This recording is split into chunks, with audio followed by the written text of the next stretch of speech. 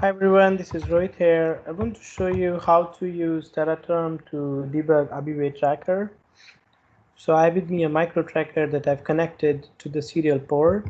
In order to see which is the serial port that your tracker shows up in, you can go to the device manager of your computer. And you will see there's a device called micro tracker that pops up. If I the serial port, it will go away.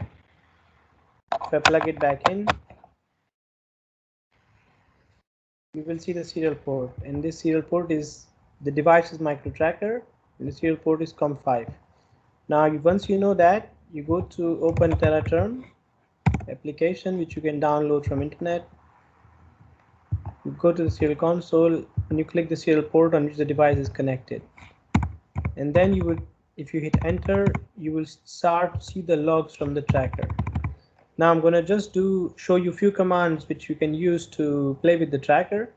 So if you do reset on the tracker, it will trigger a join request, and here you can also see the MCU firmware version. And once the tracker completes the join request, you can see that the tracker was joining. Then the join was success, and if you want to speed up the process, you can do a long button press every 5 seconds to reset the join timer. Once the tracker joins, you will see the parameters that are listed here, and this first number 0, 1, 2, 3 is the parameter ID that can be used to change a lot of settings on the tracker. Now once I go below, a little bit below, you will see that the BLE firmware is 3.2.2. if you have other firmware version, but you can see the BLE firmware version that is on your tracker. Every time the tracker sends a LoRaWAN uplink, you will see a message like this, and you can search through the Tera typing payload, and that is how all the uplink and downlink messages are logged on the Tera console. Now if you're doing this for the first time, you will need to unlock the console. So you type NGI,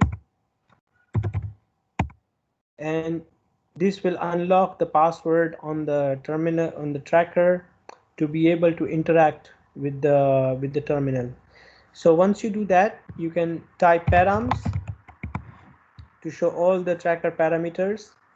And now I will show you how to change, let's say, LoRaWAN period, heartbeat period, to another setting. So I want to change, let's say, LoRaWAN period to, let's say, 3700 seconds. So what I do is I type set underscore param 1 3700, and you would see something like this. So there will be a parameter before, parameter after, and if you send out of range values, the firmware will show you that you have put something which is out of range, and it will take either the minimum or the maximum depending on which side you are in.